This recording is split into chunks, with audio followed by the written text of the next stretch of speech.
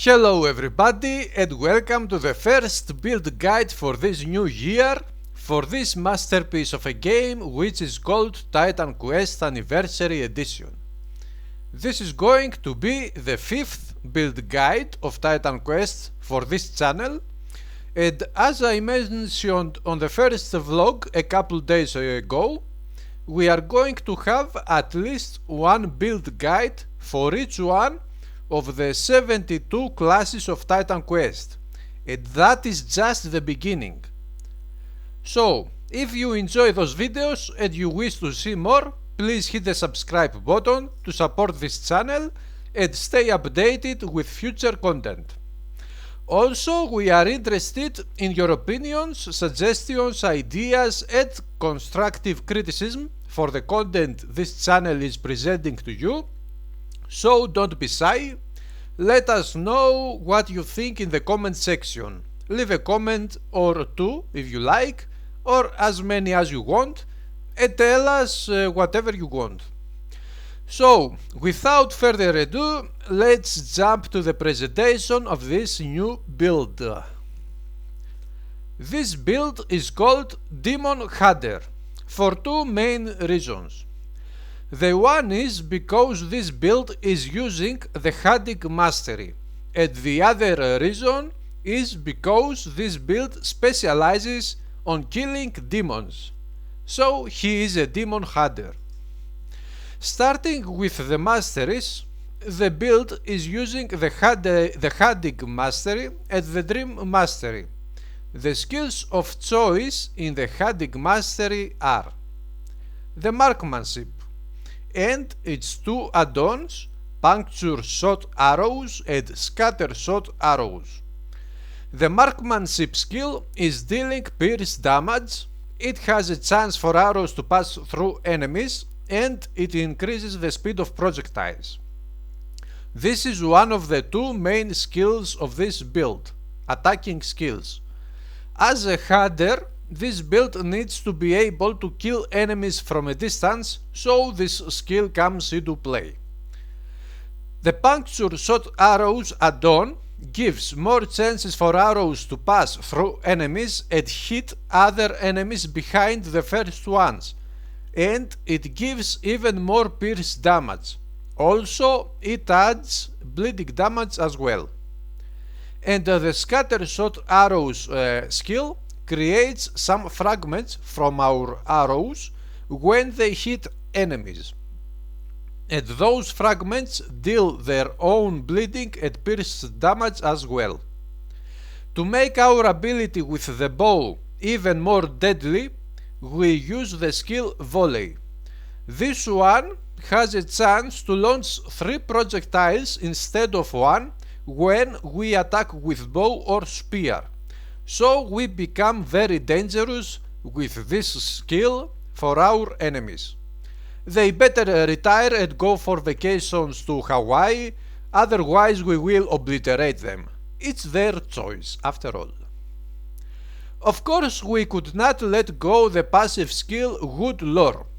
This upgrades our defensive ability in a good way and our attack speed when using bow and spear, so this is mandatory for successful killings.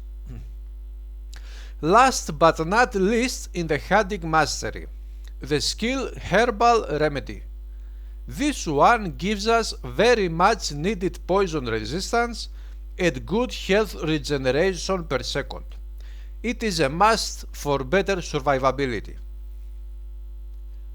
Now let's see the skills in the Dream Mastery.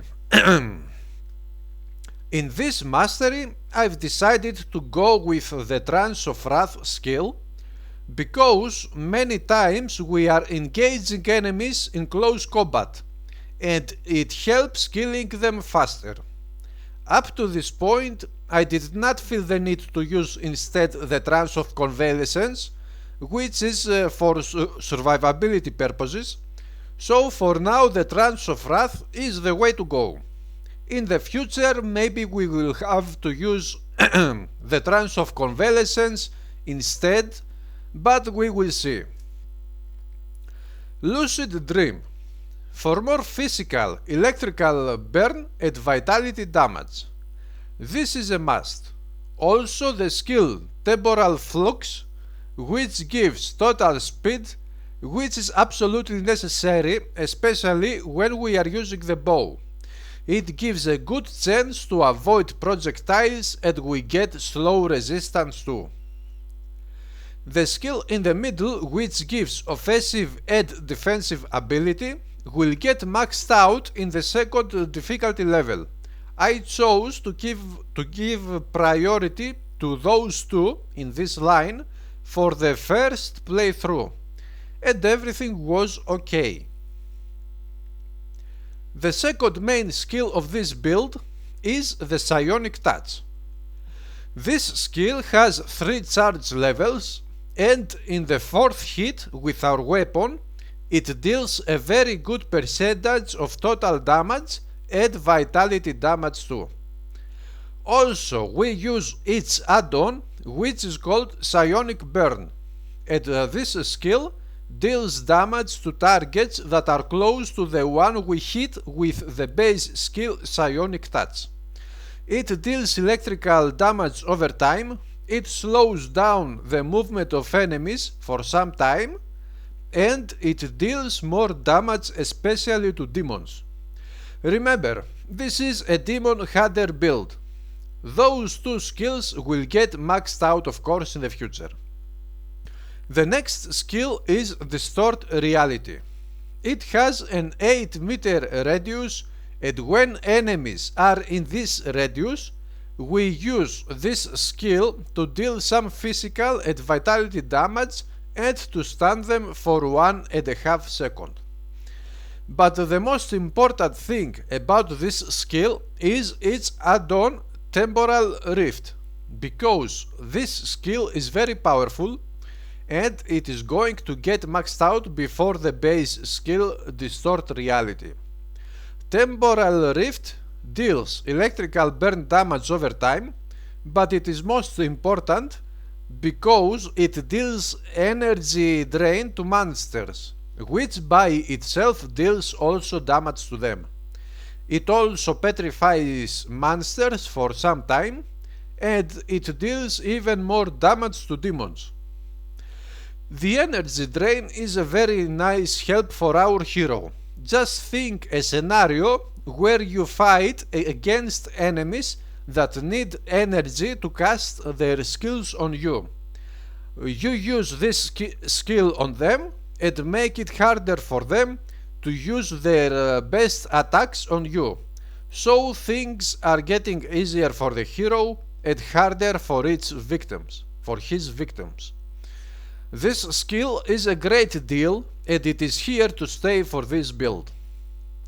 The next skill is the Distortion Wave. I am using this skill to hit enemies from a distance and to produce on them some damaging effects that will hurt them when they are coming to attack me. So, when we engage in melee combat, I have the upper hand. For this purpose, I did put only 1 point to this skill and 1 point to each of its two add-ons, Chaotic Resonance and Psionic Immolation.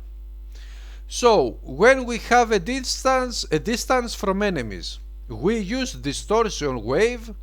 It deals a bit damage and the most important, it slows them down.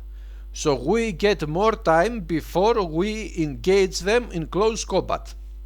Meanwhile, the Chaotic Resonance is dealing a bit of damage and it reduces the armor of enemies for some time, while the Psionic Immolation deals electrical burn damage for some time and more damage especially to demons. Yep, this is the Demon Hunter build after all. Specialize on to skills specific to demons is a must. So, those are the skills for this build for the normal difficulty level. Of course, in the second difficulty level, some changes to the skills may occur, but for now, this is our setup. Let's check the items. when it comes to items, there is a main goal for this build to achieve. The goal is for the hero to be able to equip this item, the dazzling Ereban Great Helm. Actually, this helm was the inspiration for the creation of this Demon Hunter build. I found this helm while I was playing with my Pet Force build. If you are watching the videos of this channel for some time, you know about the Pet Force build. If this is the first video you watch on this channel, let me tell you that there are 4 more build guides for Titan Quest Anniversary, and one of those builds is called Pet Force. You can watch it, of course, if you are interested.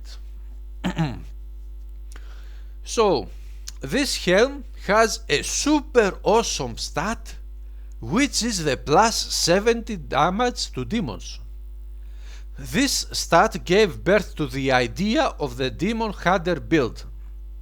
So, the main goal is to be able to equip this build with this helm, which will be the main helm of this build, and also to be able to equip items on every slot if possible that have stats like this one, more damage to demons. This way, with many items that deal much damage to demons, and with the specific skills for more damage to demons of the Dream Mastery, our build is getting completed. Now let's see the items with which this hero defeated the final boss of the normal difficulty level. Soul Siver Artifact. This artifact gives physical and vitality damage, life leech per second and 9% attack damage converted to health. But the important stat of this artifact is the plus 8% attack speed. We need the best attack speed we can get. The helm is a green one. It is a good helm, but nothing spectacular. The great thing about this helm is the plus 12% increased experience. We get more XP with this one, and we level up a bit faster. In the slot of Hunch Armor, we have the epic Jade Bracers item, which gives poison resistance, dexterity points, defensive ability, and the most important, attack speed. The amulet is the epic Pythagorean medallion.